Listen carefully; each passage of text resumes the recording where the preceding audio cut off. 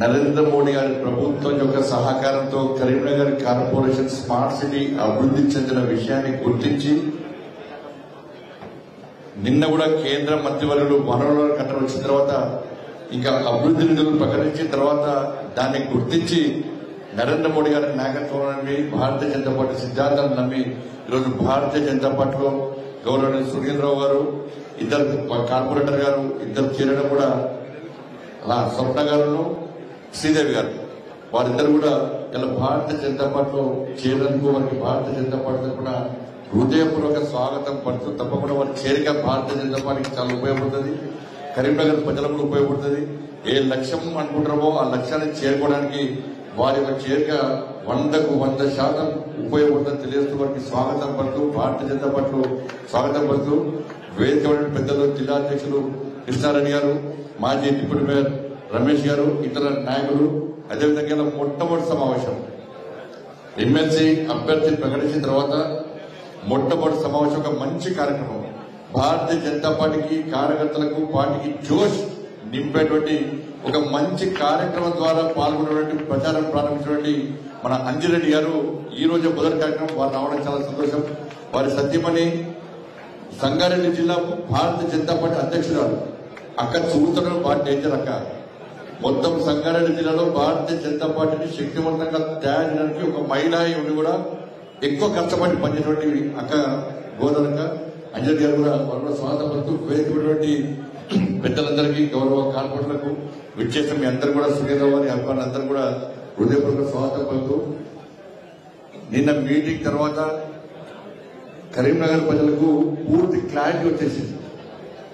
కరీంనగర్ అభివృద్ధికి సహకరించినవారు, Karimnagar corporation smart సిటీకి నిధులు ఇచ్చిందెవరు, ఎవరు తీసుకొచ్చిందెవరు, అభివృద్ధి ఏ విధంగా జరిగిందో నిన్న సమావేశం ద్వారా కరీంనగర్ ప్రజలకు క్లారిటీ వచ్చిన తర్వాత ఎప్పుడు కార్పొరేషన్ ఎన్నికలు వచ్చాయి, ఎప్పుడు భారతీయ జనతా పార్టీ అభ్యర్థిని మేయర్ చేయాలని చెప్పి అలా కరీంనగర్ ప్రజలందరూ కసితో ఎదుర్కొంటున్న విషయం వాస్తవం.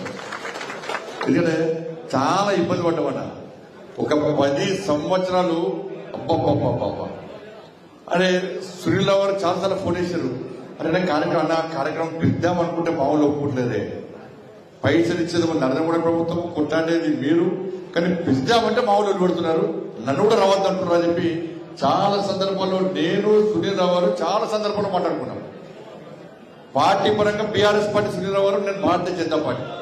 కానీ అభివృద్ధి విషయంలో ప్రారంభోత్సవ విషయంలో చాలా సందర్భాల్లో సునీల్రావు గారికి నన్ను పిలువాలని చెప్పి తప్పన ఉన్నప్పుడు కూడా రాజకీయ ఒత్తిళ్లు, సునీల్రావు గారిని బయటేస్తాం, సునీల్రావు గారిని దించేస్తాం, బండి సంఖ్య అని పిలిస్తే అని వార్నింగ్లు ఇచ్చే పరిస్థితి అప్పుడు ఉంటాయి.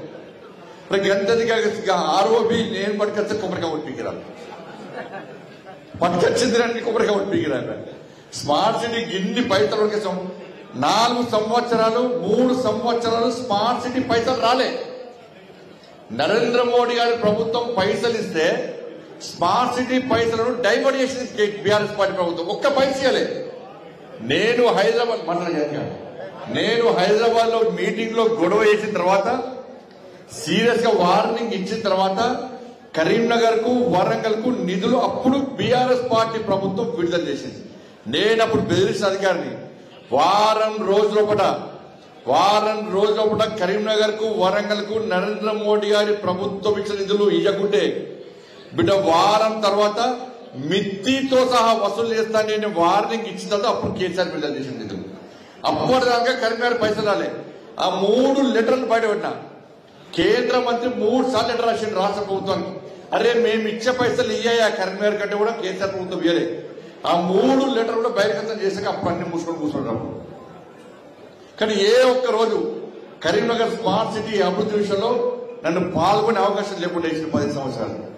ఎక్కడ కనీసం కొబ్బరిగా ఉండే అవకాశం లేకుండా వేసిన 10 సంవత్సరాలు కనీసం ఎక్కడ ఏమంటే బీఆర్ఎస్ పార్టీ చెప్పుకునే ప్రయత్నం చేశారు.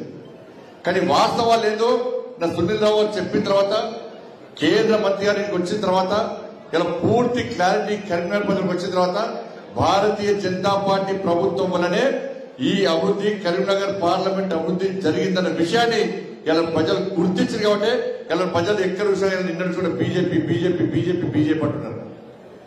ఇవాళ ఏమైంది బీఆర్ఎస్ పార్టీ ప్రభుత్వంలో పూర్తి అవినీతి అక్రమాలకు ఒక అడ్డంగా బీఆర్ఎస్ పార్టీ ప్రభుత్వంలో ఉండేది. ఇలా మళ్ళీ ఉన్న మారిందంటే ఇప్పుడు ఇంకా పోయిన మీద పోయి ఉండే పరిస్థితి. ఇలా రోజుకో విషయాన్ని పైకి తీసుకొస్తూ ఇవాళ అర్థం పడతలేని విషయాన్ని బయట తీసుకొచ్చి ప్రజల దృష్టి మళ్లించే ప్రయత్నం ఇలా కాంగ్రెస్ పార్టీ చేస్తున్నది. బీఆర్ఎస్ పార్టీ ఏం చేసిందో కాంగ్రెస్ పార్టీకి అదే చెప్తున్నది. రేవంత్ రెడ్డికి గురువు ఎవరంటే కేసీఆర్ గురువు.